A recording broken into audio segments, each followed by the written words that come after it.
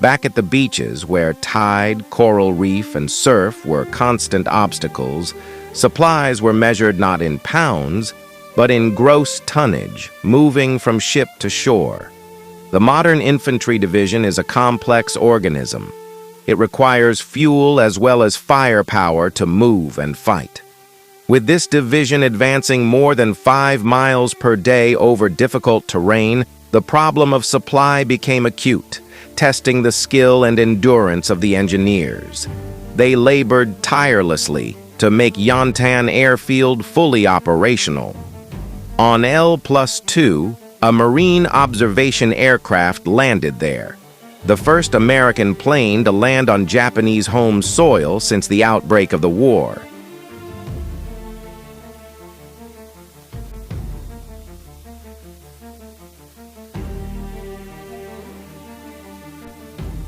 Meanwhile, the 29th Marines advanced into the Motobu Peninsula, meeting rapidly increasing enemy resistance.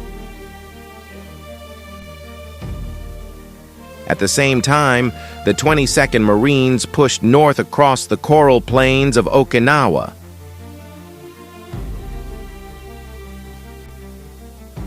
By L+12, they had reached Heido Misaki, the northernmost point of the island.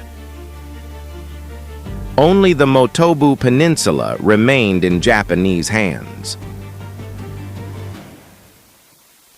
Advancing into Motobu, the 29th Marines captured the village of Unten on the north coast. Here, intelligence officers uncovered a unique enemy base.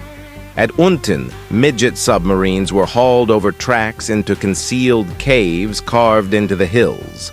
Nearby, Japanese suicide boats, small fast craft packed with explosives, were discovered, intended for suicide attacks against Allied shipping. The main enemy force in the north, commanded by Takehiko Udo, was entrenched in elaborate mountain defenses centered around Mount Yaedake. The 29th Marines began reducing enemy outposts. Casualties mounted as Japanese forces counterattacked with artillery and mortars, attempting to prevent encirclement. Artillery from the 15th Marines pounded enemy positions, while the 29th Marines tightened the ring around the mountain defenses. Before the final assault, Colonel Alan Shapley took command of the sector. Plans were issued down to platoon leaders and non-commissioned officers.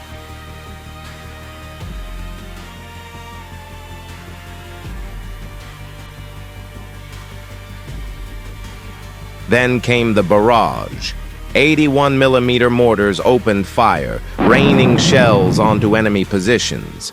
In these moments, more Japanese soldiers were exposed than in almost any other footage captured during the Pacific War. As mortar fire intensified, Marines advanced into close combat.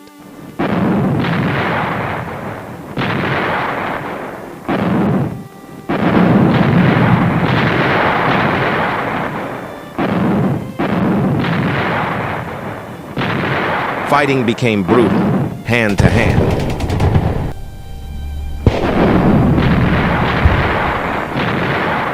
On L+14, the assault began on Mount Yaedake.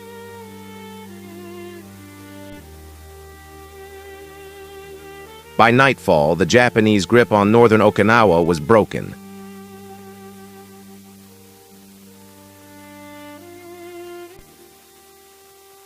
The entire garrison under Colonel Udo was annihilated.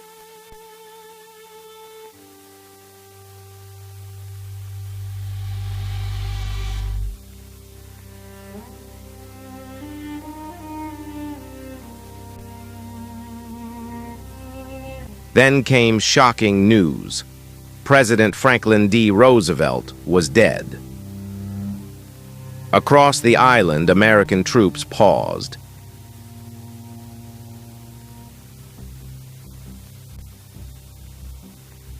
At a joint memorial service, Marines paid tribute to their fallen commander-in-chief.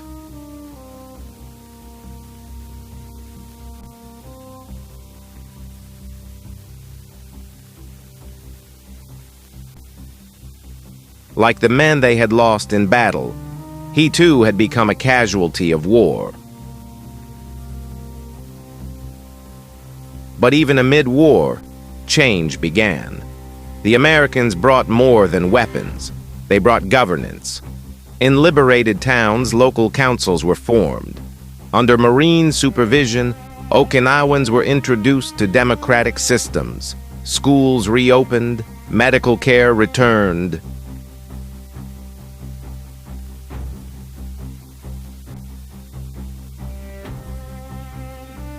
Thousands of civilians, many displaced and starving, were gathered into camps where they received food, shelter, and medical aid.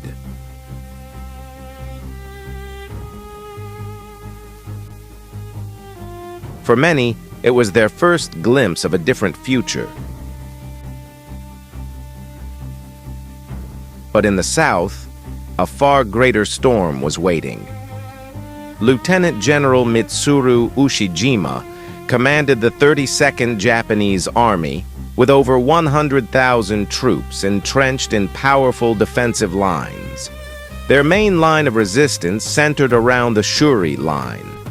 It was a network of deeply fortified positions stretching across southern Okinawa, anchored near the Asato River, centered on the ancient capital of Shuri Castle, supported by ridges, hills, and underground bunkers.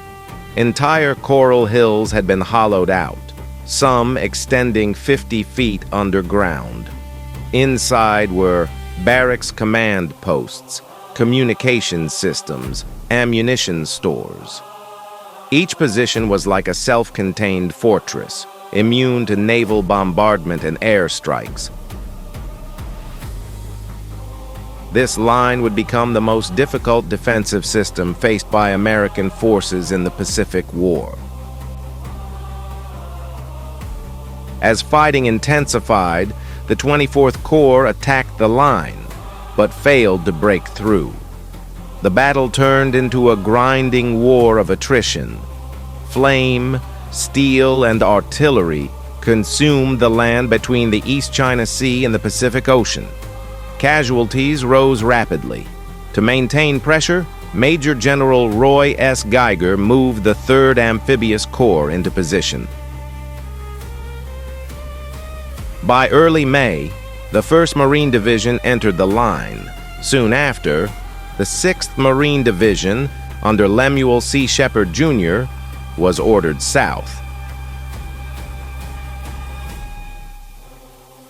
By May 8th, the divisions were aligned. 22nd Marines on the front line, 1st Marine Division on the flank, 24th Corps alongside them. The assault was set for May 10th.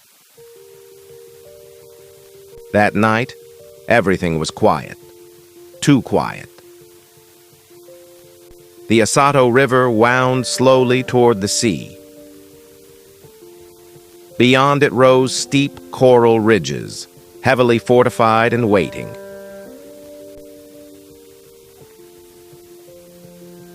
This was the gateway to the Shuri Line.